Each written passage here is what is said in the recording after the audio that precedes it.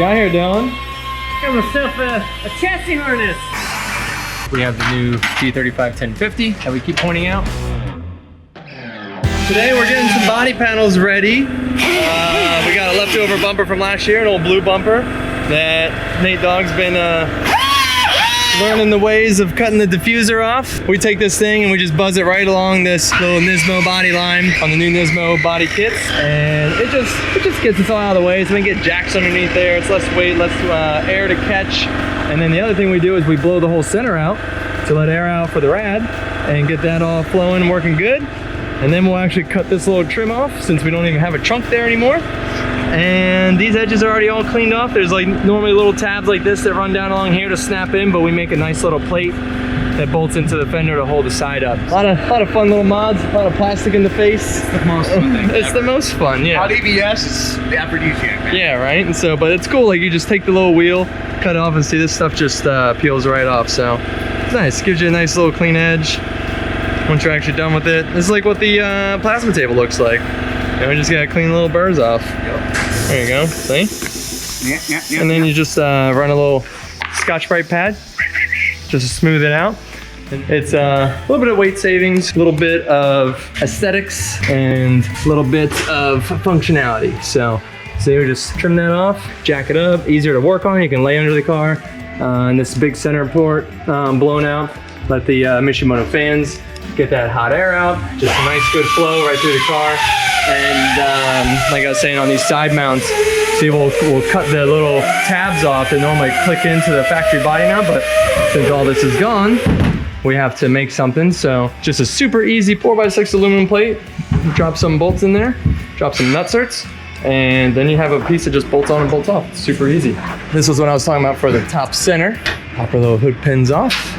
Open these going up, and see, since we don't have this factory sheet metal or the trunk or anything, we just trim this out, you know, right along the taillight edge, just so once again, you know, a little easier to work on. It takes, you know, this much of that plastic off that's normally just in the way. So just a little cleaner, a little simpler. And, you know, we got our little bumper mount that just ties right in here, poke a hole, and just zip tie it right around that. And a little bar right there. I actually am very proud to say that I don't think we've lost a rear bumper in our car in like 4 years. So it's really easy. I don't know why everybody's bumper's falling off all the time. Some people think it's cool. I think it's a real pain in the butt. People chasing the bumpers around the track. Cars look like crap when they don't have bumpers on them. We lose practice time and the bumpers fall off. And it costs money when the bumpers fall off. So you need a new piece, you need to paint it, you need to vinyl it, you need to reinstall it. Like, screw all that. Just do it right the first time. So, you know, we have this little brace.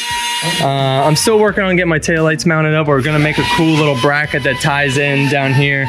So that's why these zip ties are here for now, just to hold those babies in. That's the only mount point on the taillight right now. So that's locating it. The bumper's capturing it. And then this is just a little bit of tension so it doesn't want to pop out when we're driving the car around and testing it out. So, but yeah, this little 1/2-inch tube structure comes up, bends around, and then you can move the whole car off of that. Tie the bumper on, bolt it down here. That stays on, and we will just burn holes through the side of this bumper all Irwindale weekend long, and it'll stay on the car, no problem. So it just takes a little bit of time, but then your car looks good, and it stays looking good, and it's proper. What you got here, Dylan? Got myself a chassis harness. Woo! And an engine harness. And an engine harness. That's the engine harness is actually a lot smaller than the chassis harness. Yeah. Surprisingly, I thought it'd be a lot more. Yeah. Dude, this is like half the size of one of the banks in mine. I hate you. Hey man, just, you know, version 3.0 or 10.0. Yeah. It really makes me want to redo mine. It's just way too cluttered under there. This is all you need. Yeah, this new R35 little coil pack setup. Getting this all dialed in. Pops has got her going good. Woo! Getting some Nissan parts in that Toyota really boosts the reliability, you know what I'm saying? Yeah, that's right. Clean up the ground. Oh yeah. All right, so we pulled his pedals out and rerouted this wire. It's super clean, just this one big fatty that runs behind everything. Let's tie this up to the firewall here with some cushion clamps. Starting to feed all the little guys through. Got the brake switch hooked up. This is the throttle and the dash plug, which will come right up this way. Yeah, it's starting to lay in there. got a couple pieces. Making some good progress on the engine harness. Got this guy kind of laid in there, draped in. And then we started to kind of fish things through. Biddy's did a great job. He's got it all running under the intake manifold. We started pulling the injector plugs through, 1 and 2, 3 and 4, 5 and 6. And then things like TPS, just plugging things in. Lines are just kind of draped. Currently, we'll go back through and tie things up, but it's best to just go and get everything plugged in first, so you can check all your lengths. And if you have to reroute the harness a certain way, if something is too short, and you know, you have that opportunity still. Don't sit there and zip tie every little bit on your way, working front to back. It's you know, just lay the leads down, and you'll kind of see which ones look short. Start plugging those in first, and you'll see the ones that are long, such as these, which have plenty of room to hook up. So Dylan forgot to weld a bung on this little setup. We're gonna have to add that in. So this thing will come apart one more time. Ooh, what's that? Oh, it's the most adorable little nut I've ever seen. Oh, she's so cute. Yeah, she's nice. We're gonna put that. There's a joke here somewhere, but I'm not gonna say it.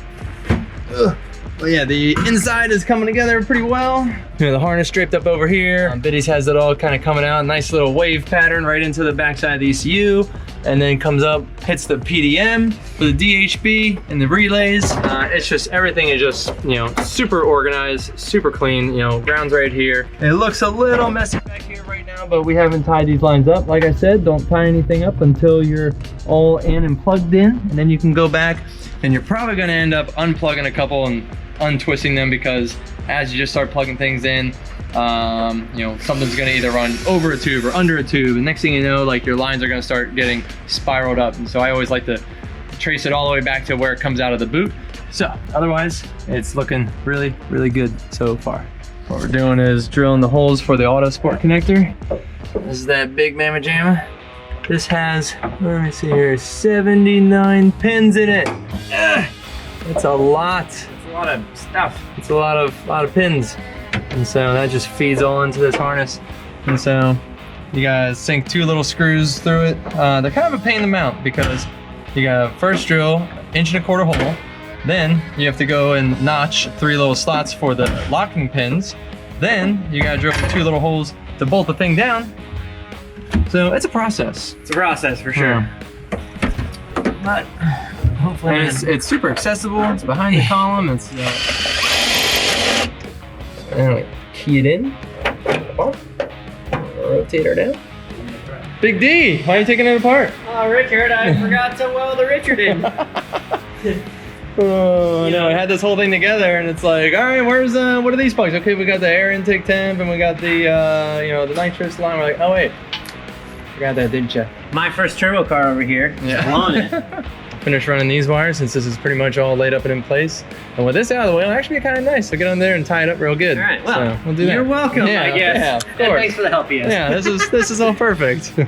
Some of the other important pieces that are gonna get installed is this wideband O2 sensor. So this will actually read the air-fuel ratio after it comes through the engine and out the exhaust. So Dylan's got this guy plumbed up right in the back here. This one already has little anti-seize on it. Bear in mind wires. And so on a O2 sensor like this, you want to be a good like 8 to 10 inches off of the turbo. You don't want to be too close. You get a wrench and tighten that up. She seems to be pretty happy there. Oh man, we could even get this cable way in the safe zone. Yeah, look at that. So now, come down here and find its little happy plug. All right, so like I said, get everything up. We'll tie everything up the way it wants to be. Got a little extra loop right there. We can even feed that back in here and take the slack out on the inside, make it look a little cleaner. There we go. And so now next thing I'm gonna do is, see, Biddy's is cool enough to wire in a turbo speed sensor. So I didn't think this car was gonna have one. So I'm gonna take the sensors that we were gonna put on my car, because we got those 2 speed sensors to be able to balance the turbos left and right, make sure one's not working harder than the other. But we are also going to be doing some turbo testing for Garrett, and we have the new G35 1050 that we keep pointing out, and we have the G42 1200, and we're going to put both on dyno back to back to see how they compare. And so I'm gonna go grab my turbo speed sensor. I'm gonna plug it in right here. I'm gonna pull this cover off and we're gonna sink that sensor right into here. And that is a tiny little magnet that actually picks up each one of these blades and reads the RPM of the turbo to know if you're over speeding it or not.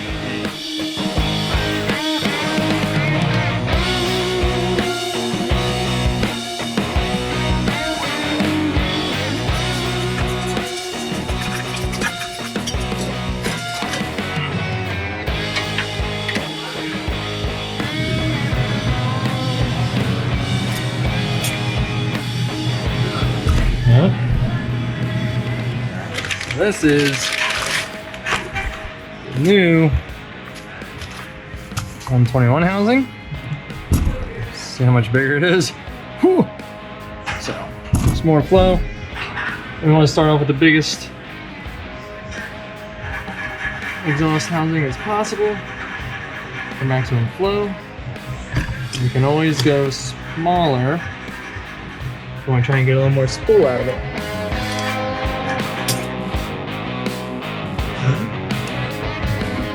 Now,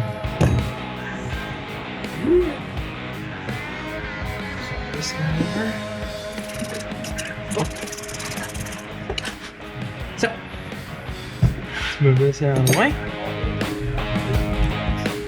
Move this guy in.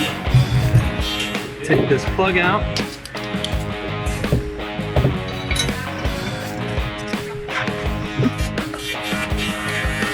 Yeah. Okay. Now, turbo speed sensor, I'm gonna go get the other one. Slides right in there, O-rings out, and it's gonna come right through and sit in that hole. And it's very important to set that depth just right, which is why we took it off.